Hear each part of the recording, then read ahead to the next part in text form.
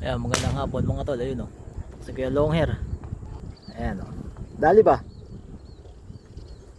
Ayan mga tropa, namumutok pa. Si Anric. Ito yung ibang tropa o. Oh. Ayan, nagre-ready na umuwi. Hapon na, 4 na yata eh. Dali ba? Kailag ba?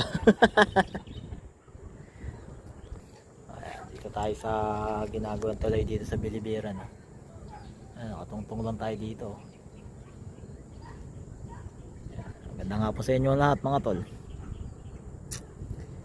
Tayo ready na rin umuwi. Bumisita lang tayo, sumilip lang tayo. Sinilip lang natin yung mga tropa nating namumutok dito. Nakarami rin naman sila.